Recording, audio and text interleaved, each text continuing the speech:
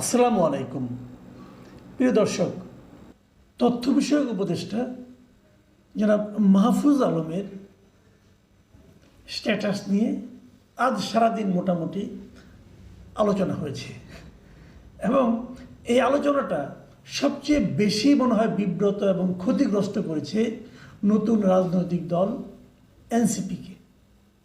গত কদিন ধরে আমরা দেখছি যেন একটা রাহুর গ্রাস এনসিপির উপর পড়েছে। আমরা একাধিক ঘটনা দেখলাম, চাঁদাবাজি করতে গিয়ে তাদের নেতাদের গ্রেপ্তার হওয়া, তাদের স্টুডেন্টদের গ্রেপ্তার হওয়া, অথবা উমামা ফাতেমার সেই স্টেটমেন্ট, তার লাইভে এসে নানা কথা বলা, এই সবই এনসিপির জন্য একটা বিব্রতকর পরিস্থিতি কিন্তু জন্ম দিয়েছিল। এবং এই মুহূর্তে সবচেয়ে বড় যে ঘটনাটা ঘটলো সেটা হলো মাহফুজ আলমের একটা স্ট্যাটাস। মাহফুজ আলম সোমবার রাত 2:51, মানে প্রায় ভোর রাত বলতে পারেন আপনি, সোমবার দিবাগত রাত, এই 2:51 একটা স্ট্যাটাস দিয়েছেন। এই স্ট্যাটাসটার কারণ কিন্তু অন্য একটা। স্ট্যাটাসটার কারণ হলো আগের দিন একজন বিদেশ থেকে একজন ইউটিউবের বিভিন্ন রকম কন্টেন্ট আপ করেন মিস্টার বনি আমিন, উনি একটা অভিযোগ করেছিলেন। সেই অভিযোগটা হলো যে মাহফুজ আলম নাকি একটা দুর্নীতির সঙ্গে জড়িত এবং বিপুল অঙ্ক, প্রায় 6 কোটি কিংবা তারও বেশি টাকা, অস্ট্রেলিয়াতে বসবাস করেন ওনার ভাই মাহবুব আলম মাহির, তার অ্যাকাউন্টে টাকাটা পাঠানো হয়েছে, বিদেশ থেকে পাঠানো হয়েছে, যে এই শর্তে যে মাহফুজ আলম এখানে একটা টেন্ডারের কাজ করে দেবেন পিটিভির। এই ছিল অভিযোগটা।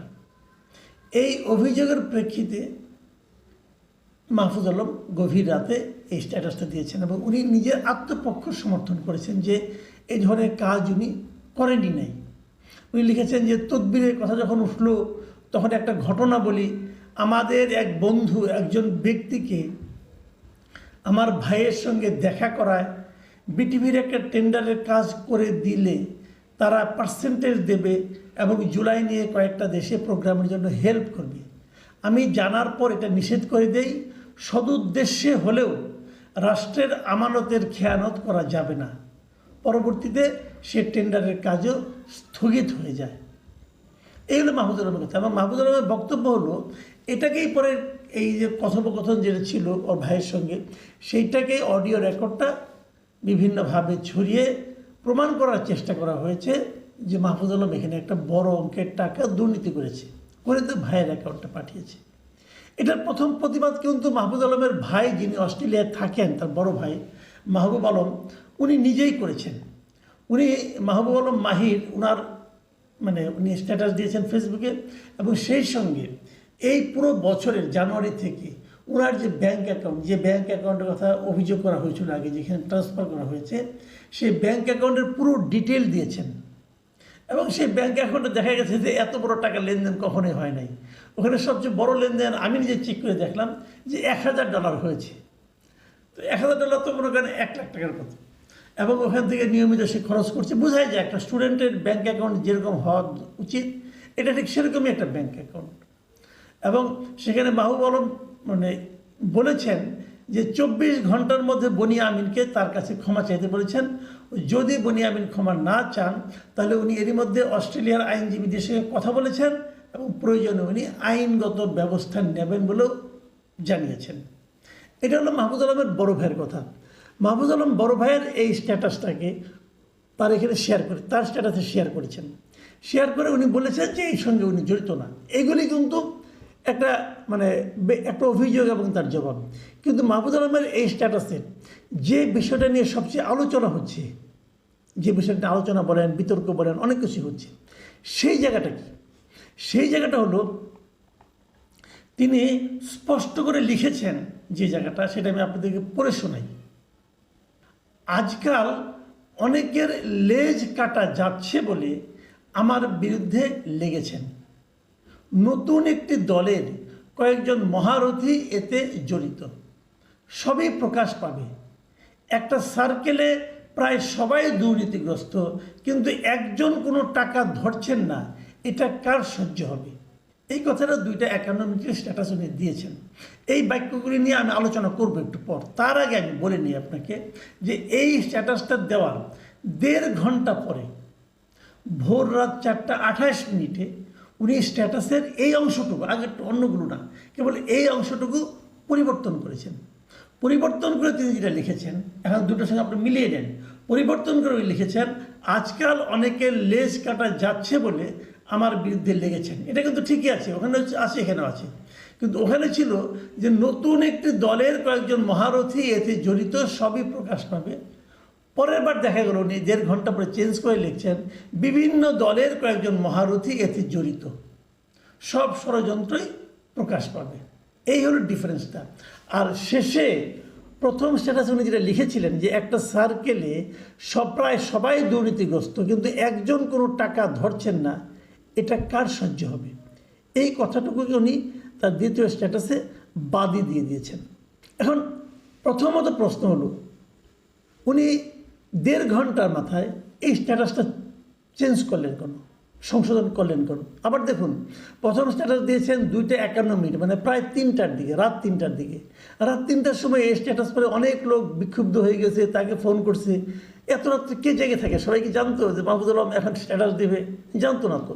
তাহলে উনি নিজেই চেঞ্জ করলেন। উনিও সেটা ব্যাখ্যা দিয়েছেন।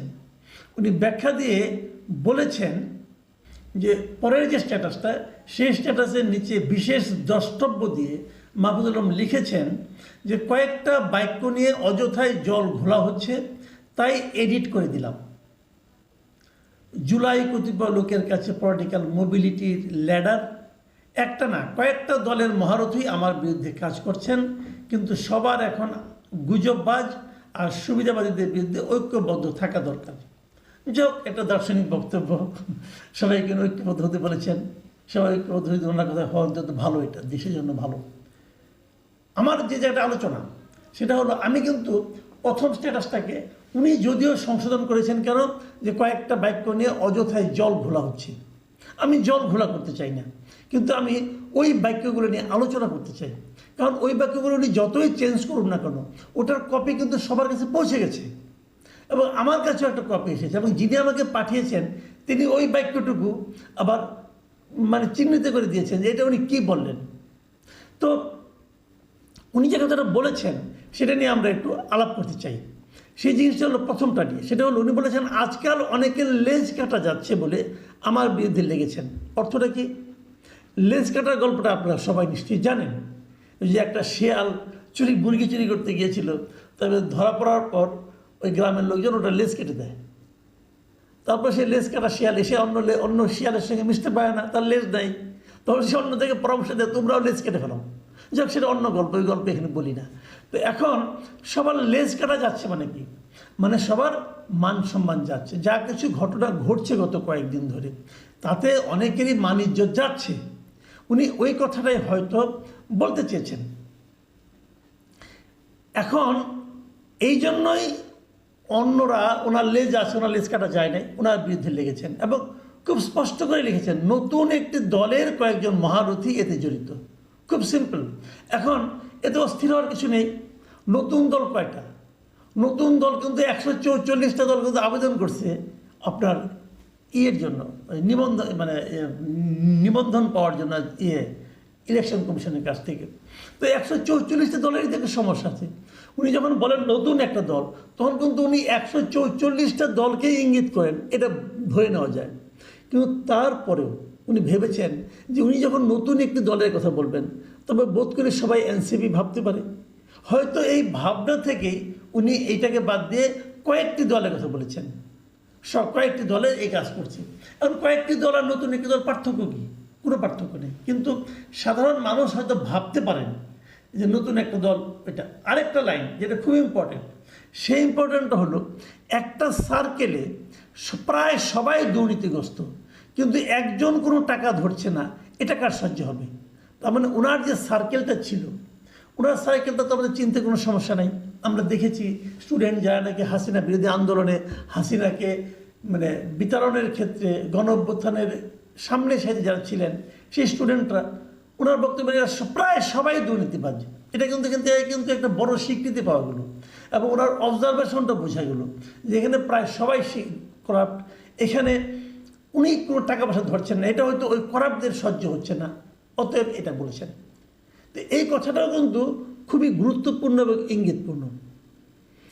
মাহফুজ আলম টাকা ধরছেন না, উনি দাবি করেছেন। আসলে কি তাই? এই জায়গাটাতে আমি বিভিন্ন জনের সঙ্গে যতটুকু কথা বলেছি, মাহফুজ আলমের সঙ্গে যারা কথা বলেছেন, তার কাছে গিয়েছেন বিভিন্ন তদবির নিয়ে, এরকম অনেকের সঙ্গে আমার দেখা সাক্ষাৎ হয়, মাঝে মাঝে অনেকে কথাও বলেছেন। মাহফুজ আলমের অনেক ব্যাপারে আমি নিজেও কিন্তু বিভিন্ন সময় সমালোচনা করেছি। ওনার পলিটিক্যাল বিভিন্ন বক্তব্য নিয়ে আমি ওনাকে কঠোরভাবে সমালোচনা করেছি এবং বেশ কিছুবার ওরা শপথ যেদিন নিয়েছেন ওই দিনই আমি ওনার বিভিন্ন কর্মকাণ্ডের সমালোচনা করেছি। আমি মনে করেছি আমার পছন্দ হয়নি, আমি বলেছি। কিন্তু আমি একটা কথা আমি বলতেই চাই যে বিভিন্ন জনের সঙ্গে কথা বলে আমার যেটা মনে হয়েছে, এই যে অর্থনৈতিক দুর্নীতির ব্যাপারে মাহফুজ আলম যে কথাটা বলেছেন, আমি এই কথাটাকে বিশ্বাস করতে চাই। আমি এখনও মনে করি, আমার কথা ভুল হতে পারে ভাই, আমি আবারও বলছি, আমি তো মানুষের তো ভুল হয়, আমার জানারও কিছুটা মানে সীমাবদ্ধতা থাকতে পারে। আমি যতটুকু জেনেছি, যতটুকু বুঝেছি, কোনো অর্থনৈতিক দুর্নীতির সঙ্গে সম্ভবত মাহফুজ আলম জড়িত নন। এবং ওনার যে স্ট্যাটাসে বলার যে ভঙ্গি, এই ভঙ্গি দেখেও বোঝা যায় যে উনি অর্থনৈতিক করাপশনের সঙ্গে জড়িত নন।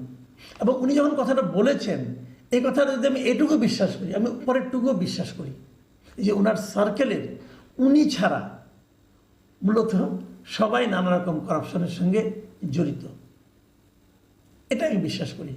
এবং আমরা কিছু নমুনাও জানি, কিছু উদাহরণ আমাদের কাছে আসে, কিছু তথ্য প্রমাণও বিভিন্ন সময় আমাদের কাছে আসে, হয়তো ভেরিফাই করা যাচ্ছে না, হয়তো ভেরিফাই একসময় হয়ে যাবে, যতই দিন যাবে ততই বেরিয়ে আসবে। কাজে এই জায়গাটাতে আমি মনে করি সরকারের যারা দায়িত্বপ্রাপ্ত ব্যক্তি, বিশেষ করে সরকারের যারা শীর্ষ ব্যক্তি, তাদের সিদ্ধান্ত নিতে হবে। এটা খুব জরুরি। তা না হলে সরকারের ইমেজ আর থাকবে না। আপনি একজনকে দিয়ে কিন্তু সবাইকে বিচার করতে পারবেন না। একজনও তো সৎ, মাহফুজ আলমকে আমি সৎ মনে করি, বিশেষ করে ফিনান্সিয়াল দিক দিয়ে সৎ মনে করি। তার রাজনৈতিক দৃষ্টিভঙ্গি নিয়ে আমার কোনো আপত্তি আছে, অনেক আপত্তি আছে, কিন্তু তো এই জায়গাটাতে আমি সৎ মনে করি। কাজে একজন সৎকে দিয়ে বাকি সবাইকে কিন্তু আপনি সৎ বানাতে পারবেন না। বরঞ্চ যদি আপনি বাকি সব অসৎদেরকে না ধরেন, তাহলে কিন্তু এই সততাও কিন্তু অর্থহীন হয়ে যাবে।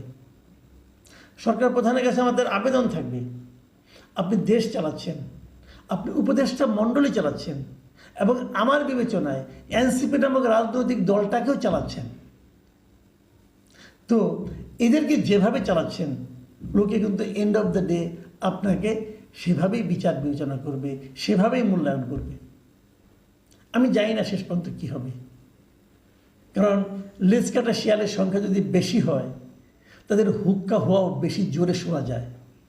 মাহফুজ আলমের মতো লোককেও কিন্তু সেই হুক্কা হওয়া শুনে স্ট্যাটাস চেঞ্জ করতে হয়। এই যে স্ট্যাটাস চেঞ্জ করা, এতক্ষণ আমরা প্রশংসা করলাম না?